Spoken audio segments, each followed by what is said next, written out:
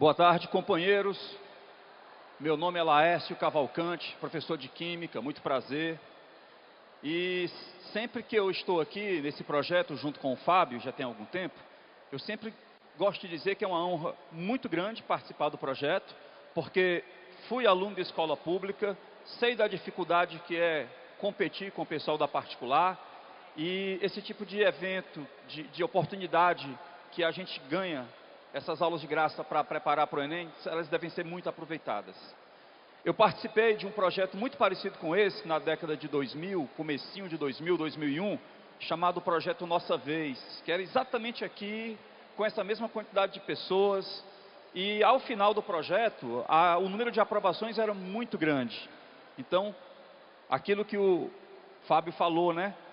Toda aula aqui você vai ter uma, 2, 3, 4, 5 questões do Enem, porque os temas que nós escolhemos não são temas aleatórios, são temas que caem na prova. A gente não vem aqui para falar coisas que não vão cair na prova, porque a gente sabe do sacrifício que é estar aqui nesse local quente, com muita gente. Você queria estar em casa, então a gente não vai trazer você aqui para discutir qualquer assunto. São assuntos que caem na prova. Então, da aula de hoje aqui, chamada Química Ambiental, eu posso garantir que vai ter esse assunto na prova. Química ambiental é um assunto multidisciplinar. O que eu vou discutir com vocês aqui pode cair numa prova de química, biologia, geografia, pode ser tema de redação. Então é um assunto importantíssimo. Química ambiental, do que é que nós vamos falar? Companheiros, todo mundo sabe que as substâncias químicas, elas são, muitas delas, imprescindíveis para o homem, para o planeta, para a humanidade de modo geral. Só que também tem muita substância química que, ao mesmo tempo que é imprescindível, também causa problema para o planeta, causa problema ambiental, causa impacto ambiental negativo. Então, o que a gente vai discutir aqui hoje são alguns impactos ambientais negativos causados por algumas substâncias químicas. São muitos impactos ambientais negativos causados por substâncias químicas, mas tem 3 que se destacam. A gente vai falar dos 3 nessa aula. Chuvas ácidas, destruição da camada de ozônio e agravamento do efeito estufa. Eu vou trazer para vocês o ponto de vista químico desses 3 impactos ambientais. Que fique claro que é o ponto de vista químico, porque há outros pontos de vista. Por exemplo, tem um cientista aí que diz que tudo que está acontecendo com o planeta em termos de chuva ácida, efeito estufa, destruição da camada de ozônio, nada tem a ver com poluição, nada tem a ver com substâncias químicas, nada tem a ver com a intervenção humana. Segundo esse cientista, tudo é natural, tudo faz parte de um ciclo, a Terra já passou por isso e vai passar de novo. Então é um ponto de vista desse cara. Por isso que eu estou reforçando. O nosso ponto de vista é o ponto de vista químico. A gente vai tentar mostrar as substâncias que provocam esses impactos ambientais, as reações que ocorrem, as consequências para o planeta e, se possível, as soluções, que é o mais difícil, né? Encontrar a solução para tudo isso. Então vamos lá. Eu vou começar, companheiros, com chuvas ácidas. Uma informação para iniciar. Você sabia que toda chuva é ácida, mesmo que não haja poluição nenhuma? Por quê, professor? É que, companheiros, a atmosfera, ela é rica em gases. Mesmo que não haja poluição nenhuma, essa atmosfera vai conter muitos gases. E sabe qual é um dos gases que vão estar obrigatoriamente na atmosfera? Gás carbônico. Esse gás carbônico presente na atmosfera, ele pode ser fruto da poluição, pela queima dos combustíveis fósseis, mas ela também é fruto da nossa própria respiração. Quando nós respiramos, nós produzimos gás carbônico que é lançado na atmosfera. Então é impossível que na atmosfera não tenha gás carbônico. Então, por menos poluída que seja a atmosfera, lá vai ter gás carbônico. Aí o que acontece? O gás carbônico reage com a água. A reação do gás carbônico com a água forma ácido carbônico. E o ácido carbônico, apesar de ser um ácido fraco, é um ácido. Então ele vai fazer com que a água da chuva fique com um certo teor de ácido. Só que essa acidez, ela é natural, ela é tolerável, ela é mínima, tá? Ela não causa grandes prejuízos para o planeta. A chuva ácida, pessoal, que causa grandes prejuízos para o planeta, é aquela cujo pH da água é inferior a 5,6. Professor, não sei o que é pH. pH é uma grandeza, é uma escala numérica, aliás, que vai de 0 a 14. O 7 é neutro, menor que 7 é ácido, maior que 7 é básico. Então o pH da água da chuva é menor que 7, mesmo que não haja poluição. Só que é perto de 7. Essa chuva ácida que tem um pH da água próximo de 7 é uma acidez tolerável. Essa acidez só começa a ficar perigosa quando o pH começa a baixar demais. E o valor 5,6 é um valor referencial. De 5,6 para cima é uma acidez aceitável. De 5,6 para baixo é uma acidez preocupante. Essa aí que começa a causar prejuízo. Portanto, chuva ácida propriamente dita é aquela chuva cujo pH da água é menor do que 5,6. Essa chuva ácida tem 3 elementos principais causadores. Quem são eles? Carbono, nitrogênio e enxofre, através dos seus óxidos. Óxido de carbono, óxidos de enxofre, óxidos de nitrogênio. São os 3 principais causadores de chuva ácida. Pessoal, é como se nós tivéssemos 3 tipos de chuvas ácidas. A do carbono, a do nitrogênio e a do enxofre. Você sabe qual dos 3 é o menos agressivo? Carbono, nitrogênio e enxofre? O menos agressivo é o carbono. Você sabe dos 3 quem é o mais agressivo? Carbono, nitrogênio e enxofre? Enxofre, tá? Mais agressivo é o enxofre, menos agressivo é o carbono. Acontece que as 3 chuvas ácidas não acontecem separadamente. Toda vida que há uma chuva ácida, você vai ter os 3 participando. Só que dependendo de onde ocorreu a chuva ácida, um vai prevalecer sobre o outro. Então nós vamos tratar aqui como se as 3 chuvas ácidas fossem independentes, mas elas acontecem simultaneamente. Começando pela do carbono. Pessoal, não é o carbono que causa a chuva ácida, que fique claro. São os óxidos de carbono, especialmente o gás carbônico. Como eu falei para vocês, o gás carbônico ele vai parar na atmosfera por 2 caminhos. Um caminho natural, que é a respiração dos seres vivos, e um caminho artificial, que é a queima de combustíveis fósseis, a combustão de combustíveis fósseis. Companheiros, toda vida que acontece uma combustão de um combustível fóssil, você produz água. Além da água, você produz uma grande mistura de substâncias químicas, entre elas gás carbônico, CO2, monóxido de carbono, CO, e um materialzinho chamado fuligem. Desses 3 materiais, o que é produzido em maior quantidade é o monóxido de carbono, CO. Esse CO vai para a atmosfera, reage com oxigênio, produz gás carbônico, como vocês estão vendo aqui nas equações. Aí o gás carbônico reage com água e o produto é ácido carbônico. Como eu falei, esse ácido, ele é um ácido... Deixa eu voltar aqui. Como eu falei, esse ácido é um ácido fraco, mas apesar de ser um ácido fraco, ele faz o pH da água diminuir. Vou botar aqui as equações novamente. Pronto. Esse ácido carbônico é fraco, mas ele faz o pH da água diminuir.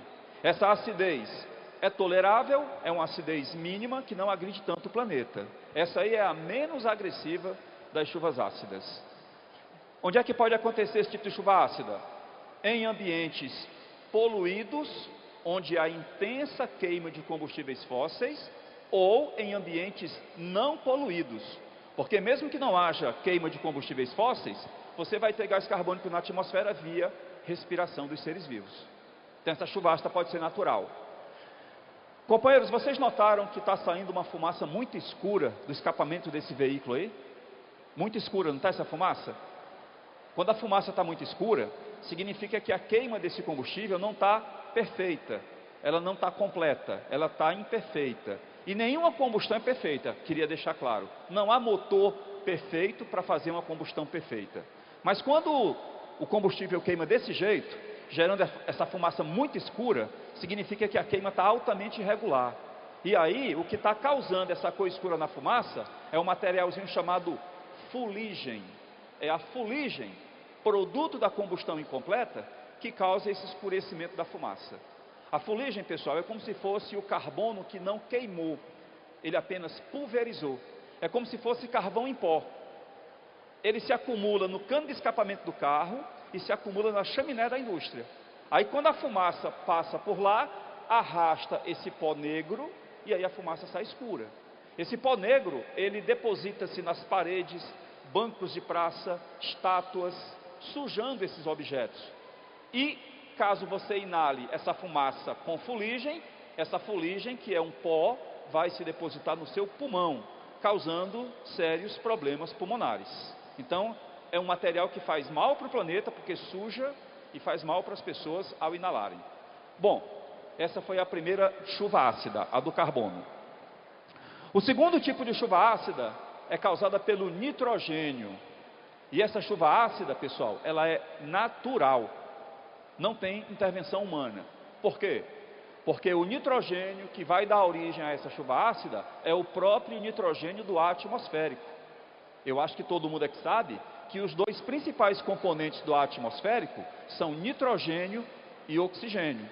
Essas duas substâncias, elas podem reagir entre si, formando um óxido chamado óxido nítrico, NO. Esse NO, óxido nítrico, reage com o oxigênio da atmosfera, formando NO2, que é o dióxido de nitrogênio, que ao reagir com a água, produz dois ácidos, o nítrico e o nitroso. O nitroso é o HNO2, o nítrico é o HNO3. Pessoal, o ácido nítrico, HNO3, ele é altamente oxidante, ele é altamente corrosivo, ele faz muito mal para o planeta. Mas você lembra que eu falei que o principal vilão da chuva ácida é o enxofre? Mas podia ser o nitrogênio. Sabe por que essa chuva ácida não é a pior das chuvas ácidas? Porque ela acontece muito pouco. A frequência dela é muito menor do que a do enxofre. Sabe em que tipo de ambiente acontece essa chuva ácida? Onde há muitos raios e relâmpagos. E o que é que o raio ou relâmpago tem a ver com essa chuva ácida? É que a energia do raio ou do relâmpago servem de energia de ativação para aquela primeira reação. Com a energia vinda do raio, aquela primeira reação fica muito rápida e as outras acontecem em sequência. Então, onde há muitos raios e relâmpagos, você tem a possibilidade dessa chuva ácida, tá? Bom, terceiro tipo de chuva ácida é a que é causada pelo enxofre, e essa é a principal vilã.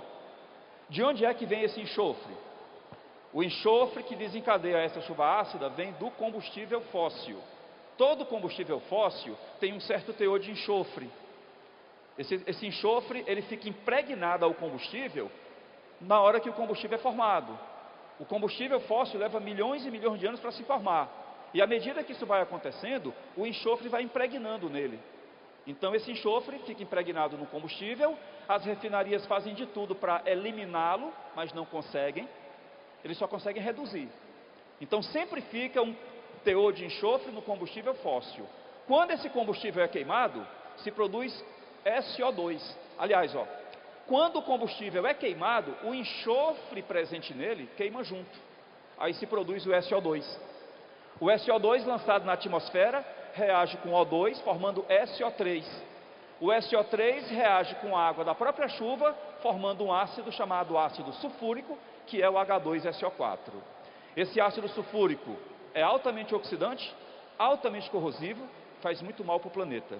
Essa é a principal vilã das chuvas ácidas. Onde é que acontece esse tipo de chuva ácida? Em ambientes extremamente poluídos, onde há uma intensa atividade industrial. Toda aquela fumaça que sai das chaminés, ela é rica em SO2, que lançado na atmosfera reage com água para formar o ácido sulfúrico. Então, onde há muita poluição, muita atividade industrial, você tem a incidência dessa chuva ácida. Só um detalhe, pessoal, caso alguém pergunte. Essa chuva ácida, ela também pode acontecer sem a intervenção humana. Existe uma atividade natural da Terra, que é tida como uma catástrofe natural, mas é um evento natural do planeta, que não depende da ação do homem e que também contribui para a chuva ácida. Qual seria? Está ali a figurinha, ó. Erupção vulcânica. Erupção vulcânica não depende da vontade do homem, é um evento natural. Só que quando há uma erupção vulcânica, toda aquela fumaça que sai do interior do vulcão é rica em SO2. Aí o SO2 se combina com a água da chuva para formar ácido sulfúrico e você tem também chuva ácida. Então, sempre que há uma grande erupção vulcânica, há também uma incidência de chuva ácida. Ok? Companheiros, consequências das chuvas ácidas. Existem muitas, mas tem 3 consequências que são tidas como principais, que é os que os vestibulares cobram. Primeiro, contaminação da água e do solo. Diminui o pH da água, ela fica muito ácida. Diminui o pH do solo, ele fica muito ácido. Qual é a consequência disso? Morrem plantas e morrem peixes aquáticos e o solo fica improdutivo. Para corrigir esse solo, o que é que a gente costuma fazer? Uma técnica chamada calagem. Calagem é a aplicação de cal ao solo para reduzir a acidez do solo. Então, toda vida que o solo fica ácido, eu tenho que fazer uma correção. Então, primeira consequência da chuva ácida, contaminação da água e do solo. Segunda consequência, desgaste de monumentos que ficam a céu aberto, que ficam expostos ao ar atmosférico. Estátuas, igrejas, monumentos, torres metálicas, todos esses materiais sofrem com o efeito da chuva ácida. Vocês estão vendo aqui no telão essa estatuetazinha? Eu acho que está até meio difícil identificar que figura é essa. Mas essa estatuetazinha aqui, companheiros, é a estatueta de um cachorrinho. É a estátua de um cachorro. Essa estátua fica numa casa, numa cidade poluída. É uma cidade em que houve uma grande incidência de chuvas ácidas. Durante muito tempo, essa estatueta sofreu com a incidência da chuva ácida. Olha como ela está deformada. Essa deformação produzida na estátua é fruto de uma corrosão causada pela acidez da chuva. Isso acontece com mármore, acontece com metais. Então, todo monumento feito em mármore ou metal que fica a céu aberto, onde há muita chuva ácida, sofre esse processo corrosivo. Tá? E pessoal, terceira consequência é para a saúde humana. Uma pessoa que se expõe demais às chuvas ácidas, ela tem grandes chances de ter um problema de pele, uma irritação, uma queimadura ou um câncer de pele. Agora, para vocês não ficarem assim muito preocupados, não é uma chuva ácida que causa isso. Esse efeito é cumulativo, é lento. Essa estatuetazinha só ficou assim depois de anos e anos de exposição às chuvas ácidas. Então não é um banho de chuva que vai fazer com que você tenha a sua pele queimada pela chuva ácida. Até porque você nem nota que a chuva é ácida. É uma acidez imperceptível. O efeito que ela vai causar é com o passar do tempo. É se a coisa repetir muito. Esse efeito é cumulativo. Portanto, essa acidez não dá para perceber de imediato. Soluções. Pessoal, se vocês fossem apontar medidas que reduzissem a incidência de chuvas ácidas, quais medidas vocês iriam sugerir? Eu tenho algumas aqui, ó. Por exemplo, colocação de filtros em chaminés. Toda a indústria que produz uma fumaça ácida, ela tem que colocar na sua chaminé um filtro. O que é esse filtro? É um recipiente onde há uma substância química de caráter alcalino ou básico, para que quando essa acidez passe por lá, ela seja neutralizada. Com esse filtro, a indústria produz uma fumaça ácida, mas no percurso da chaminé, ela é neutralizada. E aí a indústria vai lançar uma fumaça menos ácida. E aí você vai ter menos chuva ácida. Qual é o problema desse material, desse equipamento? É que toda vida que esse equipamento quebra, para o dono da indústria trocar, só se a fiscalização bater lá em cima. Porque se não bater em cima, ele não troca. Por quê? Qual é a vantagem que esse filtro traz para a indústria dele? Nenhuma. A vantagem é para o meio ambiente. E como essas pessoas costumam não ter essa consciência ecológica, se preocupam só com o lucro, então para que ele vai colocar um material caro se aquilo não vai trazer nenhum benefício para ele, para a indústria dele? Agora, quando a fiscalização vai lá, aí ele é obrigado a repor, a trocar esse filtro. Bom, outra medida, incentiva ao transporte coletivo. Companheiros, se as pessoas deixassem o carro em casa e andassem no transporte coletivo, quanto menos carros rodam, menos poluição é gerada. Qual é o problema dessa medida?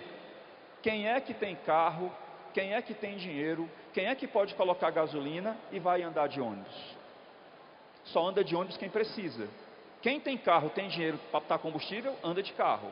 Por que não anda de ônibus ou de metrô? Porque nossos ônibus são precários, velhos, quebram muito, superlotados, passam atrasados.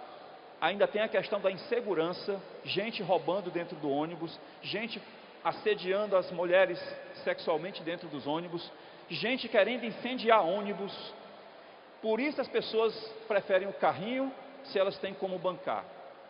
Se pelo menos o nosso transporte coletivo tivesse esse nível que vocês estão vendo aqui nessa figura, aí sim, valeria a pena, mesmo aquelas pessoas que têm carro, têm dinheiro para botar combustível, elas deixariam o carro em casa e andariam no metrô, andariam nesse transporte coletivo. Mas uma coisa é certa, né? Quanto menos carros rodam, menos poluição você tem. Outra medida que ajudaria, utilizar fontes de energia menos poluentes. Companheiros, isso é tão antigo. Há quanto tempo que você ouve falar de energia eólica, energia solar, energia das marés, biomassa, energia nuclear? Tudo isso existe há muito tempo. E por que ainda não funciona plenamente? Porque ainda é caro e ainda não supre a demanda. A energia gerada por essas fontes alternativas não dá conta de toda a energia que a gente precisa. Por isso, ainda é uma alternativa para o futuro. Hoje, em relação a 10 anos, já está muito desenvolvido. Aqui nós temos já uma boa fonte de energia eólica já instalada, de energia solar, muito mais do que antes. Mas está longe de ser o suficiente. Mas seria uma grande medida, mudar a forma de produzir energia. Outra alternativa, usar catalisadores em veículos. Pessoal, todo carro hoje, quando sai de fábrica, ele sai com um dispositivo chamado conversor catalítico, ou catalisador. Esse equipamento, ele fica no cano de escapamento do carro. Quando a fumaça produzida pela queima do combustível fóssil poluente passa pelo escapamento, ela passa por dentro do catalisador. E aí o catalisador transforma esses gases poluentes em gases menos poluentes. E aí o carro lança menos poluição para a atmosfera. Problema desse método, ou dessa medida?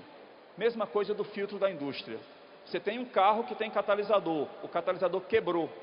Aí você vai lá na oficina mecânica para trocar. Aí o cara diz, esse catalisador custa R$1.000, o senhor vai trocar?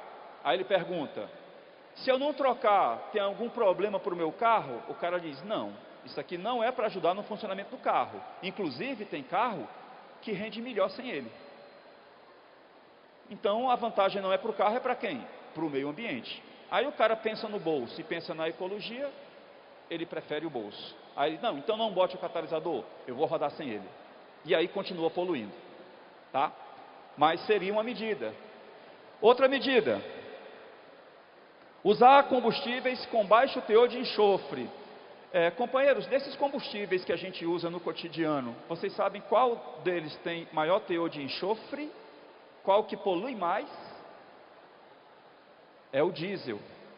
É o diesel. Carro a diesel polui mais do que carro a gasolina e do que carro a álcool. É muito comum você encontrar no posto de combustível cartazes como esse aqui, ó. Temos diesel S10. Você sabe o que significa diesel S10? S é o símbolo do enxofre. E 10 é a quantidade de enxofre que tem no diesel. 10 ppm. ppm, partes por milhão. Quando eu digo que o diesel é 10 ppm, eu estou dizendo que há 10 miligramas de enxofre para cada quilograma do diesel. 10 miligramas de enxofre para cada quilograma do diesel. Vocês acham que isso é muito? porque polui. O ideal seria não poluir, o ideal seria ser zero. Mas vocês têm uma ideia de quanto era esse diesel em termos de enxofre no comecinho dos anos 80? 13.000 ppm. Pessoal, 10 ppm, ó, polui, não polui? 13.000 ppm polui 1.300 vezes mais. Isso na década de 80. Então imagine aí o quanto aqueles caminhões velhos, aqueles ônibus antigos da década de 80 poluíam. Mas assim, hoje a gente considera que 10 ainda é muito, porque a gente quer que o ideal seja zero. Mas já evoluiu demais. A redução já foi quase de 100% nesse enxofre que tem no diesel. Tá? Bom, pessoal, sobre chuvas ácidas, basicamente é isso. Você tem que saber quem causa, você tem que saber como é que as reações acontecem, tem que saber quais são as consequências e apontar prováveis medidas que reduzem a incidência de chuva ácida. Ok? Eu recebi aqui um papelzinho, deixa eu ver se há alguma coisa relativa à chuva ácida para responder logo. Ó, é uma pergunta que eu acabei de responder. Parece até que eu peguei o papel e pressenti qual era a pergunta. A pergunta é: diesel polui mais que a gasolina? Polui mais que a gasolina, por dois motivos. O diesel tem mais enxofre que a gasolina, portanto a queima dele gera mais SO2, que vai gerar ácido sulfúrico. E o diesel, a molécula do diesel tem mais carbono do que a molécula da gasolina. A gasolina é uma mistura onde os principais componentes têm 8 carbonos por molécula. O diesel é uma mistura cujos componentes têm de 15 a 30 carbonos. Quanto mais carbono tem na molécula, mais gás carbônico isso gera. Mais gás carbônico significa mais chuva ácida e mais efeito estufa. Diesel polui mais. Tá? Bom, continuando. Segundo impacto ambiental grave causado por substância química: destruição da camada de ozônio. Pessoal, hoje a gente mal fala nisso aqui, a gente não teme tanto isso aqui, porque isso aqui é um problema que ainda seja, apesar de ser muito comentado, é um problema que é aparentemente controlado, resolvido. Mas vocês não têm ideia de como era isso aqui no final da década de 70 e no começo da década de 80. Houve uma campanha violenta dizendo que a camada de ozônio estava sendo destruída e sem a camada de ozônio todo mundo ia morrer de câncer de pele. Porque o que a camada de ozônio faz é funcionar como um filtro solar. A radiação ultravioleta é filtrada, não passa direto, e o que incide sobre a gente é o mínimo da radiação ultravioleta. Causa mal, mas não causa o que poderia causar, por conta da camada de ozônio, que faz essa barreira, faz esse filtro. A camada de ozônio impede que a radiação ultravioleta incida sobre a gente. Mas deixa eu falar um pouquinho mais. Ozônio é um gás de fórmula O3, é uma variedade alotrópica do oxigênio, que é O2. É um gás que tem cor azul, tem um cheiro forte e é altamente oxidante. Altamente oxidante significa que tem o poder de oxidar materiais, como células, pele, plantas. O ozônio, pessoal, aqui pra gente, aqui embaixo, ele é terrível. Ele é um poluente atmosférico grave. Sabe o que é que o ozônio causa na gente, aqui embaixo? Ele causa oxidação das células, ele causa enrugamento da pele, ele causa envelhecimento precoce, ele causa catarata no globo ocular, ele dificulta o crescimento de plantas. Então o ozônio aqui embaixo não é bom, ele é poluente. Porém, o homem faz de tudo, né? Ele consegue transformar isso ruim numa coisa boa também. O ozônio pode ser usado de maneira benéfica aqui embaixo no tratamento da água, porque como ele é um bom oxidante, ele mata bactérias. Então eu jogo isso na água. Então nas estações de tratamento de água se coloca ozônio, ou cloro, ou radiação ultravioleta para matar bactérias. Ozônio também mata bactérias do ambiente. Então em hospitais, onde tem muita bactéria no ar, é lançada uma pequena quantidade de ozônio para matar bactérias. É uma quantidade mínima para matar bactérias e não fazer mal para as pessoas. Bom, na medicina já se usa ozônio para eliminar tecidos de pele já enrugados. Tratamento de pele com ozônio já é uma coisa comum na medicina. Então, mesmo sendo um poluente grave para a gente, há como usá-lo de maneira benéfica. O ozônio é bom mesmo, é lá em cima. 30, 40 quilômetros de altitude, numa camada chamada estratosfera, ele forma uma camada espessa. Essa camada espessa filtra a radiação ultravioleta. Se a radiação ultravioleta passar sem ser filtrada, causa câncer de pele. E é exatamente nessa camada, lá em cima, que o ozônio vinha sendo destruído. A gente fala em buraco na camada de ozônio, não é? A gente escuta muito isso. Buraco na camada de ozônio. Pessoal, não se formam buracos. Isso é maneira de dizer. A camada vai ficando mais fina. E aí o ozônio, ele consegue ultrapassar. Quem é que causa a destruição da camada de ozônio? Quem são os principais responsáveis? Tem dois, só que um é o principal. O principal responsável pela destruição da camada de ozônio são os CFCs. Daqui a pouco eu falo sobre eles. Porque tem um outro responsável, que agride menos, mas agride, que são os óxidos de nitrogênio, o NO e o NO2. Olha como é que eles funcionam. Eu já falei agora há pouco, companheiros, que o N2 e o O2 são os dois gases mais importantes da atmosfera, os mais comuns. É mais ou menos 78% de N2 e 21% de O2. Esses dois gases se combinam para formar um óxido chamado óxido nítrico, NO. Esse NO, quando chega na atmosfera, ele reage com ozônio. Transforma o ozônio em oxigênio e se transforma em NO2. Esse NO2 que acabou de ser formado, ele é atacado por um outro tipo de oxigênio, chamado oxigênio atômico, que é esse Ozinho sozinho. Esse oxigênio atômico, ele recupera o NO. Vocês estão vendo o NO nas duas equações? Na primeira como reagente, na segunda como produto. Ou seja, o NO ele é consumido, mas numa segunda reação ele é recuperado. Sendo recuperado, ele volta e ataca ozônio novamente. E o processo fica cíclico. Quanto mais ozônio ele destrói, mais dele é recuperado. E aí mais ozônio ele vai destruir novamente.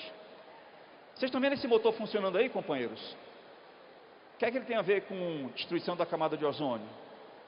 É que essas reações, elas são favorecidas por altas temperaturas. Obrigado, Fábio. Altas temperaturas. Toda vida que um motor como esse funciona, ele aquece, ele fica superaquecido. E aí o ambiente ao redor dele também fica. Esse aquecimento faz com que essas reações fiquem mais rápidas e o processo seja mais destrutivo. Tá bom? Mas ele não é o principal responsável, viu, companheiros? O principal responsável pela camada de ozônio é um material chamado CFC. CFC é uma sigla que representa um grupo de substâncias formadas por carbono, flúor e cloro. São chamados clorofluorcarbonetos. Vocês sabiam que CFC não existia? Foi o homem que inventou? Na década de 1930. E quando o homem conseguiu descobrir e inventar o CFC, a humanidade festejou, comemorou. Por que, professor? Porque o CFC só trazia vantagem para o planeta, para a humanidade, para o homem. Proporcionava um conforto que ele não tinha. Vocês sabem quais são as duas principais aplicações de um CFC? Isso aqui é uma embalagem de um desodorante. O desodorante, ele é líquido. E para que ele saia da embalagem, você tem que apertar uma válvula. Ao apertar a válvula, você libera a abertura por onde o desodorante sai. Só tem um probleminha, pessoal. Para que um fluido saia de um recipiente, é preciso que haja uma diferença de pressão. O fluido só se desloca se tiver uma região de menor pressão e outra de maior pressão. Ele se desloca da área de maior pressão para a área de menor pressão. Quando nessa embalagem tem só desodorante, a pressão lá dentro não é tão grande. Ela é praticamente a mesma da pressão de fora. Aí você aperta a válvula, não sai nada, porque não há diferença de pressão. Aí o que é que o homem faz? Coloca uma substância química dentro do desodorante junto com ele Quando aperta-se a válvula, essa substância expande muito facilmente. Pode voltar aí, companheiro. Pode deixar aí. Essa substância expande muito facilmente, aumentando a pressão interna. E aí, como a pressão interna ficou maior, o conteúdo sai. Mas só que sai o desodorante e a substância que ajudou na saída. Essa substância que propulsiona, que impulsiona o desodorante para sair, é chamado quimicamente de propelente. Propelente, o CFC, talvez tenha sido o melhor propelente que o homem já inventou. É graças ao CFC que essa indústria que usa esse tipo de embalagem evoluiu. Desodorante, vamos lá, shampoo, tudo que usar essa embalagem aí, a indústria alimentícia, a indústria de cosméticos, indústria de inseticidas, tudo que você imaginar que usa spray, evoluiu com o CFC. As indústrias que usam esses materiais, evoluíram demais. Então a humanidade só comemorava. Outra função do CFC. O CFC, ele é conhecido como gás refrigerante. Cuidado para não confundir gás refrigerante com o gás que tem na bebida refrigerante. É outra coisa. Um gás refrigerante é um gás que tem a capacidade de absorver calor de outros gases. Ao absorver calor de outros gases, eles baixam a temperatura desses gases. E aí onde é que eu posso usar isso? Aparelho de ar-condicionado, geladeiras, freezers. O que você está vendo aí, pessoal, é um esquema simplificado de um aparelho de ar-condicionado. Ele captura o ar de fora circula dentro dessas tubulações, onde tem CFC. Durante um momento o gás expande, durante outro momento o gás comprime, e isso produz uma troca de calor. O gás que entrou resfria, depois ele é jogado de novo para o ambiente. Aí ele volta para o ambiente geladinho. Ou seja, a gente só consegue morar numa cidade quente como a nossa e estar dentro de uma sala refrigerada por causa do CFC. A gente só consegue tomar nossa água geladinha, nosso refrigerante geladinho, nosso suco gelado. A gente só consegue manter o alimento por mais tempo na geladeira, tudo por causa do CFC.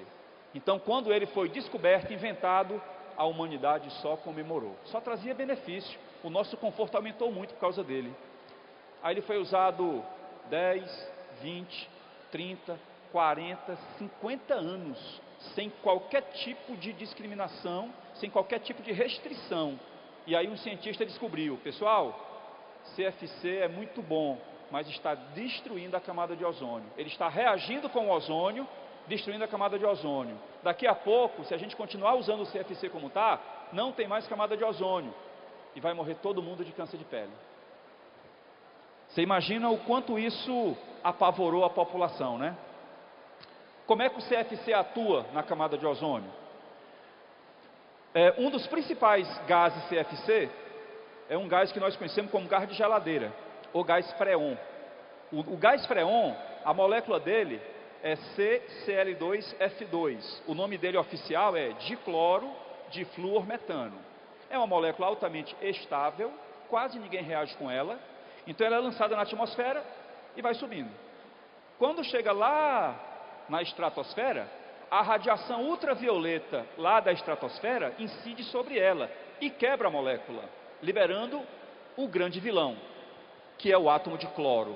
Pessoal, o cloro é que é o grande vilão, não é nem o CFC.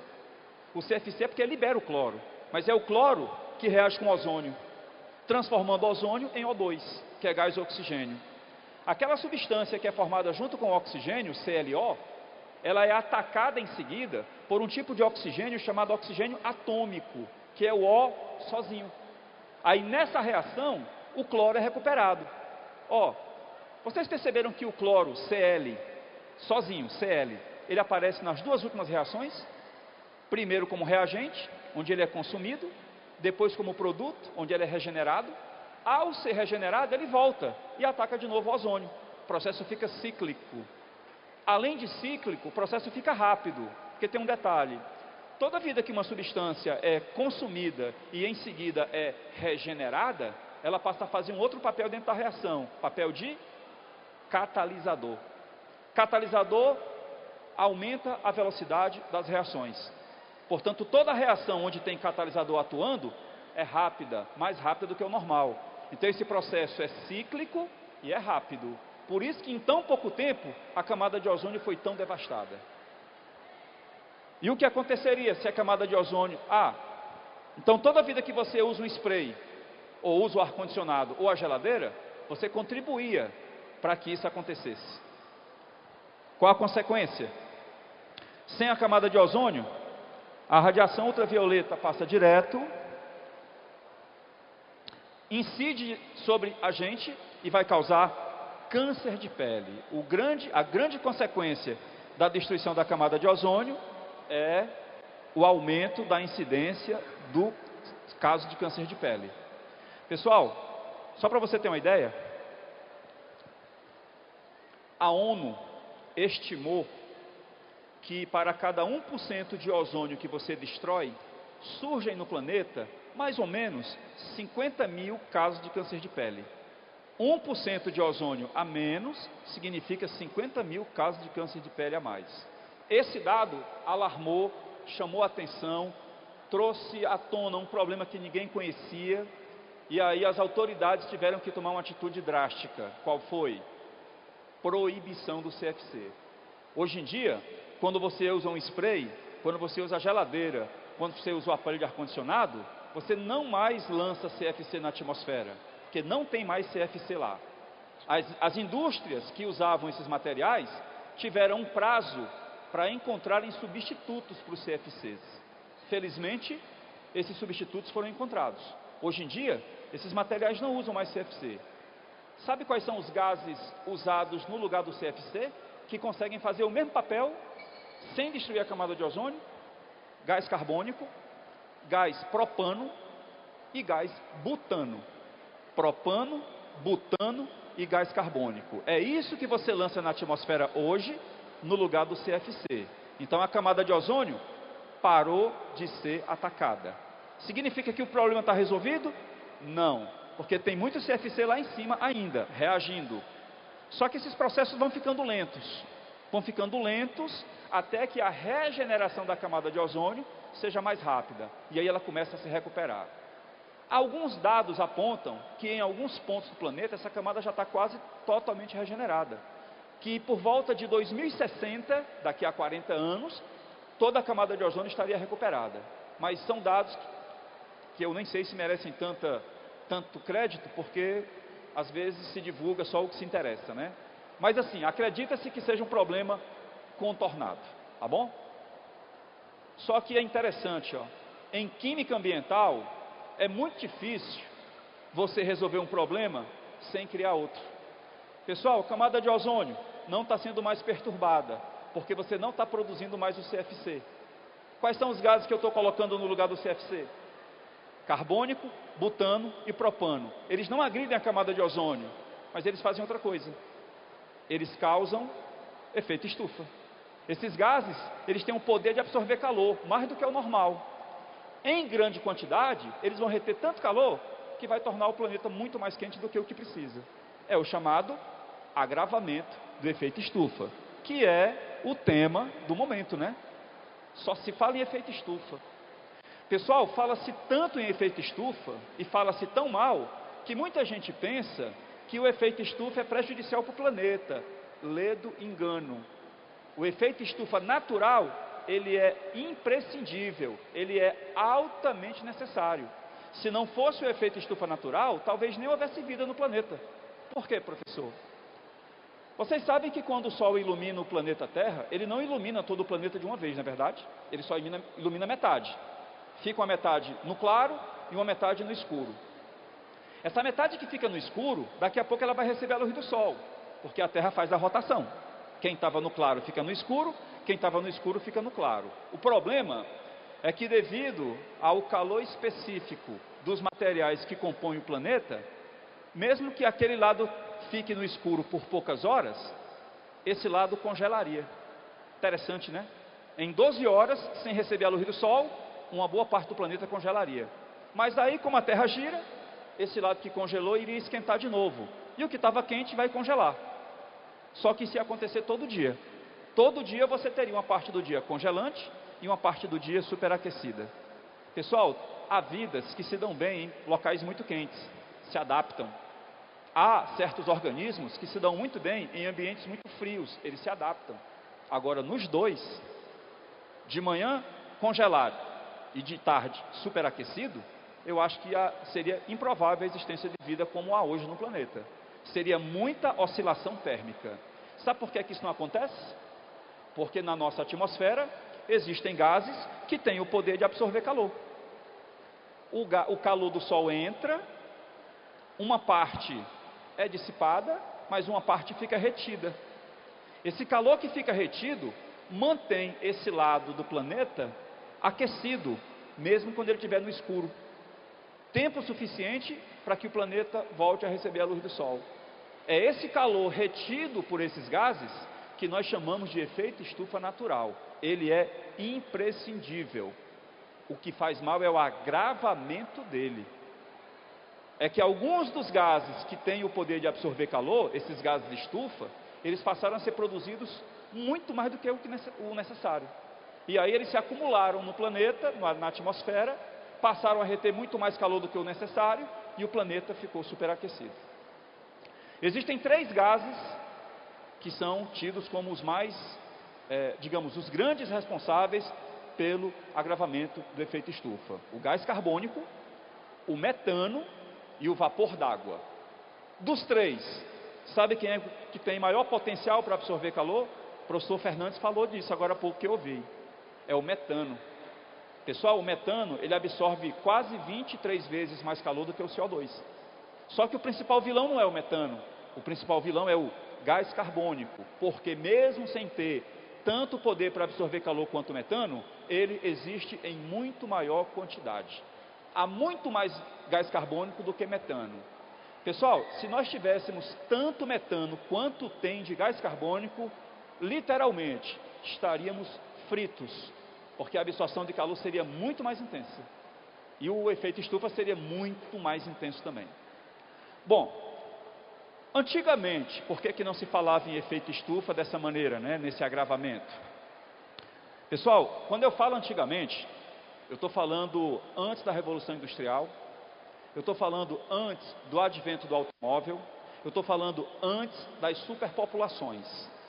Antigamente, sabe qual era o grande responsável por lançar gás carbônico na atmosfera? Respiração dos seres vivos. Então não era tanta coisa. Além do mais, antigamente havia muito mais plantas, muito mais árvores, muito mais florestas, e essas plantas realizam um fenômeno chamado fotossíntese, que retira o gás carbônico da atmosfera. Então você nem lançava tanto gás carbônico e ainda havia algo que retirava, que era a fotossíntese.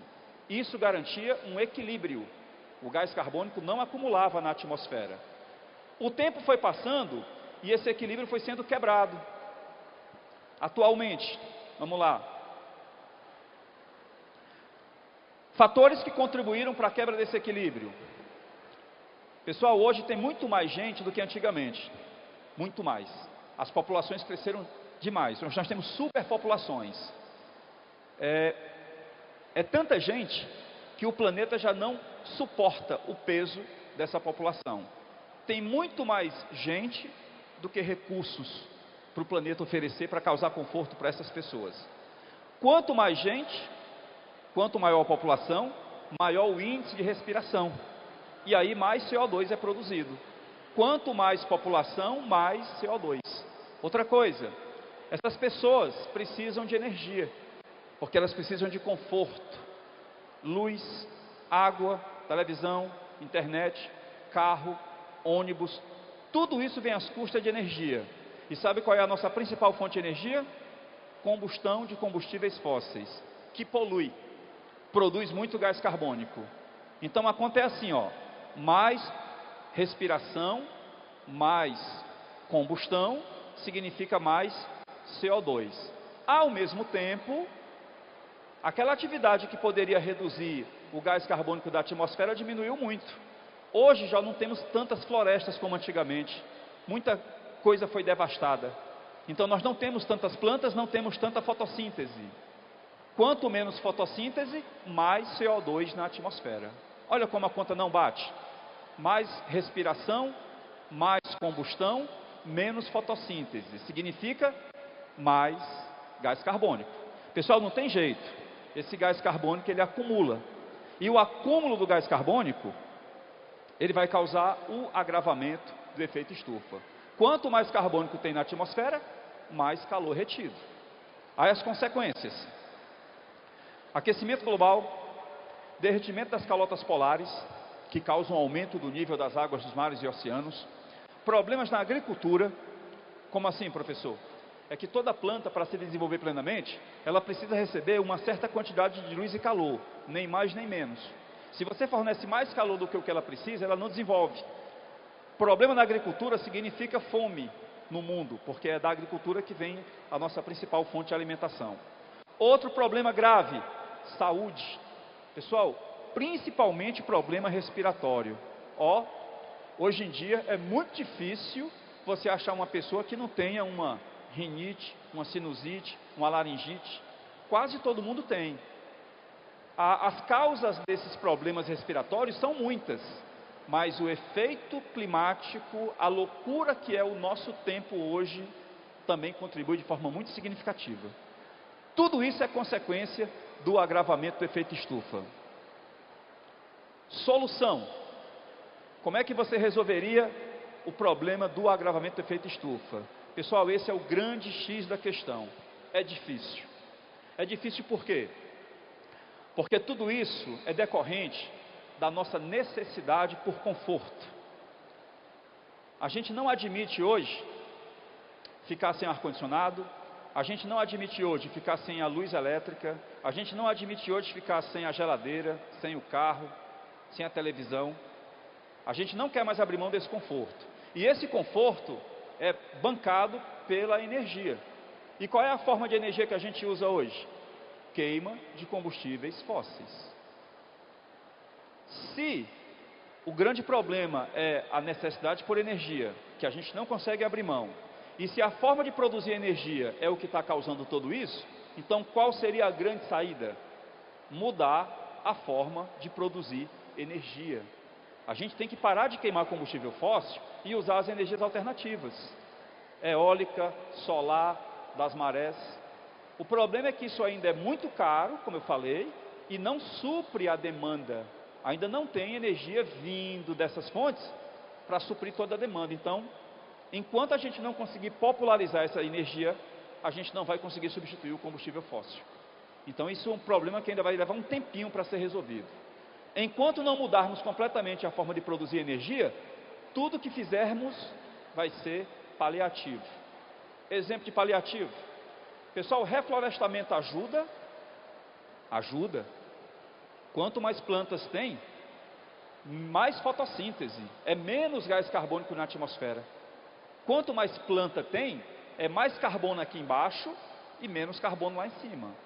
Só que você não conseguirá jamais reflorestar o que era antes. Antes, onde era uma floresta, é uma cidade. Onde era um parque florestal, é um shopping, é um estacionamento, é um condomínio. Então você não conseguirá mais reflorestar como era antes. Mas tudo que você puder, ajuda. Outra coisa que é paliativo: biocombustíveis. Já ouviram falar, né? O biocombustível é o combustível que tem origem na planta. Mamona, girassol. O cara planta, transforma essa planta em óleo e usa como combustível. Muita gente pensa que biocombustível não polui. Polui igual aos outros. E qual é a vantagem do biocombustível? É que ele vai poluir com uma coisa que ele retirou antes. Entendam, para que você tenha o biocombustível, você vai ter que plantar alguma coisa. Para que essa planta cresça, ela vai fazer fotossíntese, ela vai retirar gás carbônico da atmosfera. Nesse momento, ele está ajudando. Quando esse combustível estiver pronto e for queimado, ele vai devolver o CO2 para a atmosfera. Então, ele vai devolver algo que ele tirou antes. Ele pode até nem aumentar os níveis de poluição, mas diminuir não diminui. Ele vai no mínimo empatar, tá? É diferente do combustível fóssil, da gasolina, por exemplo. O que foi que você teve que plantar para ter a gasolina? Nada, porque a gasolina vem do petróleo. Como você não plantou, em nenhum momento na produção da gasolina, você diminuiu o gás carbônico da atmosfera. Você só jogou. Então, biocombustível polui da mesma forma que os outros, mas ele devolve para a atmosfera algo que ele tirou antes. Então ele meio que mantém um equilíbrio. Outra medida que seria paliativo: controle de natalidade. Resolve? Mas já não existe. Você sabe que hoje nasce muito menos do que antes. Em compensação, morre muito menos. Se nasce menos e morre menos, a população não diminui. Como está nascendo menos e morrendo menos ainda, a população continua aumentando. Vocês sabem como é que se reduz população? Sem ser pelo controle de natalidade? Antigamente, como é que isso acontecia? Como é que diminuía a população antigamente? Guerras, pragas e catástrofes naturais. Guerras ainda existem, muito localizadas. Morre muita gente, mas no local só. A gente não é afetado por isso. Doenças que antigamente matavam demais, como a tuberculose, hoje já não mata tanto. A medicina evoluiu muito. Catástrofes naturais, a ciência já evoluiu a ponto de prever algumas. Se prevê a catástrofe, evacua aquela cidade e aí já não morre tanta gente. Ou seja, pelos processos naturais não se morre tanto. Pelo controle de natalidade, nasce menos, mas morre menos. Então a população não diminui, mas seria uma boa saída, né? Diminuição populacional. Eu não sei se vocês notaram, não sei se vocês gostam de filmes, mas tem passado muito filme no cinema e na TV que propõe reduzir população, mas de maneira inescrupulosa, de maneira violenta. Por exemplo, tem um filme chamado O Inferno, de um autor chamado Dan Brown, que é até com o Tom Hanks esse filme, em que o grande vilão é um cientista, a princípio muito bem intencionado. Sabe o que é que ele diz? O planeta não tem tanto recurso para tanta gente.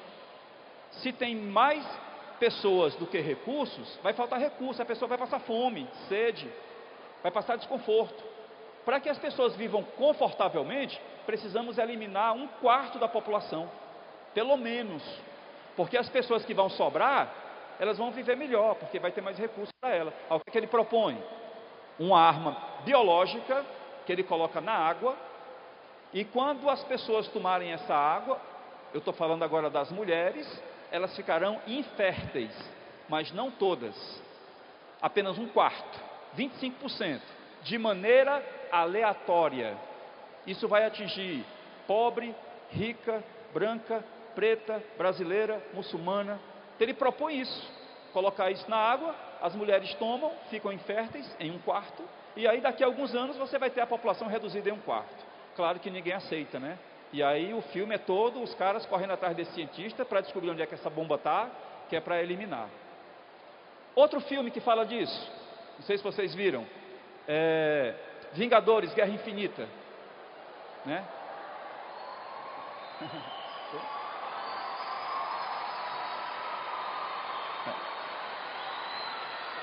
Pessoal, escuta, eu ia fazer um comentário que depois dessa reação eu nem sei se faça mais. Não é que eu vá defender o Thanos, não vou. Ele é malvado. Mas vocês lembram qual é a intenção do Thanos? Matar metade da população. Malvado demais o cara. Mas qual é a intenção dele? Ele diz assim, ó: o planeta do jeito que está não dá, é muita gente para pouco recurso. Se eu conseguir matar metade da população aleatoriamente, as pessoas que vão sobrar, elas vão viver muito melhor, porque vai sobrar recursos. Mas como eu estava dizendo, ninguém aceita isso, essa redução de maneira tão criminosa. A redução tem que ser de outra forma, mas o objetivo dele é esse. Ó, pessoal, eu estou querendo dizer com isso que essa questão da superpopulação é uma coisa que preocupa até os grandes vilões. Até os caras mais malvados do mundo se preocupam com a superpopulação. É isso que eu queria dizer, tá? Bom,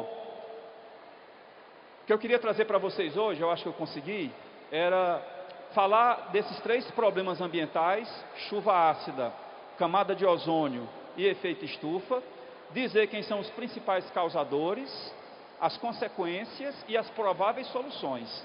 Eu posso apostar com vocês que vai ter pelo menos uma ou duas questões na prova de Química com esse tema. E aparecerão outras na prova de Geografia, de Biologia, de História. Porque tudo isso que eu falei é Biologia, Geografia, História e Química. E olhe lá se não surgir algum tema de redação relativo a esse assunto. Tá bom? Vamos resolver algumas questões? Vamos lá. Pessoal, diante do que foi exposto aqui hoje, vocês vão receber esse material, lógico, viu? Tudo isso vai estar no material que vocês vão receber. Essa aqui é a questão 2 do material, prova do Enem de 2013. Olha como a questão fica fácil. Sabe-se que o aumento da concentração de gases como o CO2, o metano e o N2O na atmosfera é um dos fatores responsáveis pelo agravamento do efeito estufa. A agricultura é uma das atividades humanas que pode contribuir tanto para a emissão quanto para o sequestro desses gases, dependendo do manejo da matéria orgânica no solo. De que maneira as práticas agrícolas podem ajudar a minimizar o agravamento do efeito estufa? Eu vou ler as opções e depois vocês dizem qual é a correta. A. Evitando a rotação de culturas. B. Liberando o CO2 presente no solo. C. Aumentando a quantidade de matéria orgânica no solo. D. Queimando a matéria orgânica que se deposita no solo. E. Atenuando a concentração de resíduos vegetais no solo. Pessoal, vocês marcariam qual item? O item correto é o item. Pessoal, observa a lógica da coisa. Observa a lógica. O que causa agravamento do efeito estufa é carbono na atmosfera, na forma de CO2. Quando você planta, quando você desenvolve a agricultura, o carbono, que é a matéria orgânica, ela está no solo, na planta. Quanto mais planta você tem, mais carbono você tem no solo. Quanto mais carbono você tem no solo, menos carbono tem na atmosfera. Plantar muito significa fixar o carbono na planta, no solo.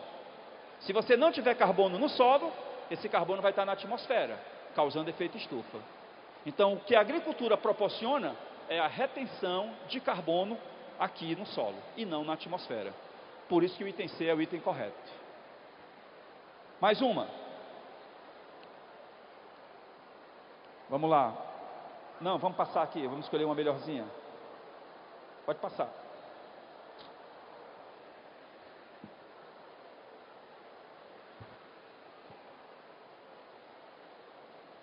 Questão 6. Tudo isso é questão de Enem, viu, pessoal, que eu estou resolvendo. A química verde pode ser definida como a criação, o desenvolvimento e a aplicação de produtos e processos químicos para reduzir ou eliminar o uso e a geração de substâncias nocivas à saúde humana e ao meio ambiente.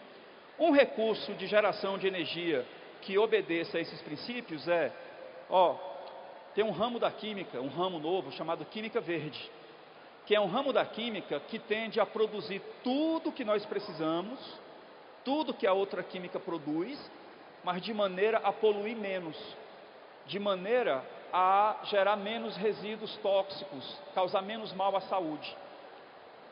Aí ele pergunta, são 5 itens. Aí ele fala, um recurso de geração de energia que obedeça a esses princípios seria, pessoal, qual desses recursos estaria mais de acordo com a química verde? Com aquilo que tende a reduzir poluição? Petróleo bruto, carvão mineral, biocombustível, usina nuclear, usina termoelétrica. Quem está mais parecido aí com o que a química verde prega? Pessoal, sem dúvida, C. Explicando, petróleo polui demais, causa chuva ácida, efeito estufa. Carvão mineral é um recurso fóssil, ele é produzido junto com o petróleo. Carvão mineral é um dos combustíveis com maior teor de enxofre que se conhece. Então, quando se queima carvão mineral, se produz muita chuva ácida. Usina nuclear, boa, forma de produzir energia. Mas quando acontece um vazamento de uma usina nuclear, a catástrofe é gigante. Os efeitos da radioatividade são terríveis para os seres humanos. E é usina termoelétrica. Usina termoelétrica usa carvão mineral para gerar calor, para vaporizar a água, que vai movimentar uma turbina. E a queima do carvão mineral é altamente poluidora. Então, o biocombustível é o que tem mais a ver com a química verde, porque você produz energia a partir de uma planta. Não que quando esse combustível vai ser queimado, ele não polua, poluirá. Mas enquanto aquela planta estiver crescendo, ela vai estar tirando o CO2 da atmosfera. Sem dúvida, item C. Mais uma. Olha essa questão aqui, pessoal, questão 9. Tem aquela música lá? Essa questão 9 foi montada em cima de uma música pouco conhecida. Acho que vocês aqui não conhecem essa música. Movida a Água. Antes de tocar, olha a ideia do cara. Ele fala que se inventou um carro movido a água, mas ele não quer esse invento, ele tem medo desse invento. Por quê? Porque se a água for utilizada como fonte de energia para movimentar carro, ele acha que vai faltar água para a gente beber. Então é melhor do jeito que está. Carro movido a gasolina, movido a etanol, movido a gás natural, porque pelo menos são coisas que eu não consumo. Se eu tiver um carro, se eu inventar o carro movido a água, ele tem medo que toda a água do planeta seja usada para alimentar os carros. Aí ele fez essa música, né? Ele tem medo que uma descoberta dessa, carro movido a água, torne a água uma coisa inacessível para todo mundo. A água ia ficar muito cara, toda a água ia ser usada para movimentar o carro. Ele preferiu devolver o invento para o anjo. Não quero esse invento que vai acabar fazendo mal para o planeta. Aí ele inventou um carro movido a detritos, fezes, detritos, e no final ele usa esse termo meio pejorativo, carro movido a bosta de gente.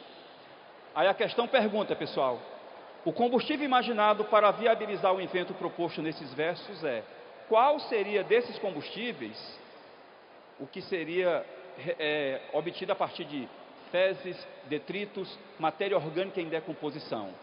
Água, o segundo aí é o etanol, o terceiro é o metano, CH4, o quarto é o butano, que é o gás de cozinha, e o quinto é uma mistura de C8H18, que é a gasolina. Pessoal, qual desses combustíveis seria o que é produzido por dejetos, fezes, detritos? Metano. Metano é conhecido como gás dos pântanos, é obtido pela decomposição da matéria orgânica. Ele é o principal componente do gás natural. Então, ele dispensou o invento da água como combustível e resolveu inventar um combustível feito à base de metano. Portanto, o item C. Ok? Fabinho, já? Vamos lá mais um então, vamos procurar mais questões. Pessoal, questão de número 11. Pode ser a 11. Enem de 2016. Nos anos 1990, verificou-se que o rio Potomac, situado no estado norte-americano de Maryland, tinha em parte do seu curso águas extremamente ácidas por receber um efluente de uma mina de carvão desativada, o qual continha ácido sulfúrico. Essa água, embora límpida, era desprovida de vida.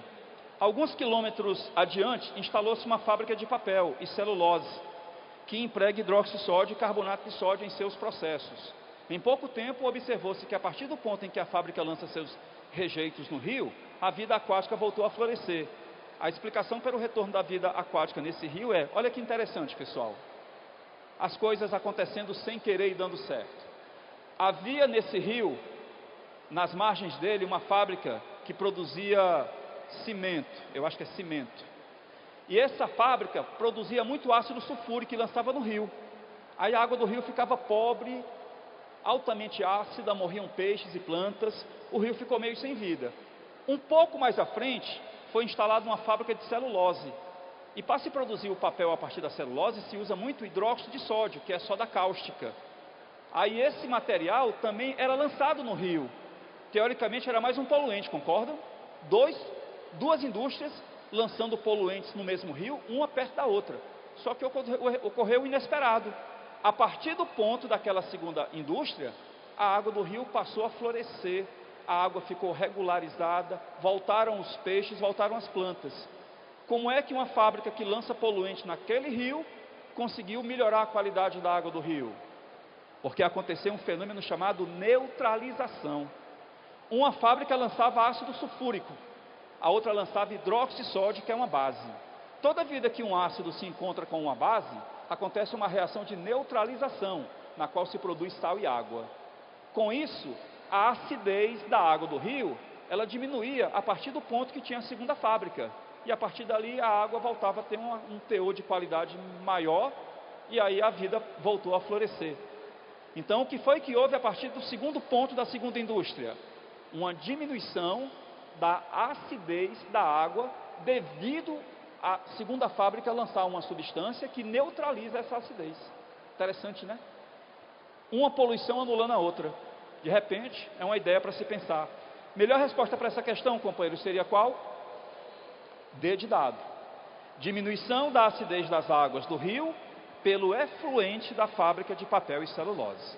A primeira fábrica lançava ácido sulfúrico, a segunda lançava hidróxido de sódio. Ácido e base neutralizam-se e aí não tem poluição. Ok? Bom, não sei se para vocês foi tão bom como foi para mim. Essa aula foi sensacional. Gostei demais. Espero voltar outras vezes. Obrigado. Boa prova. E até a próxima.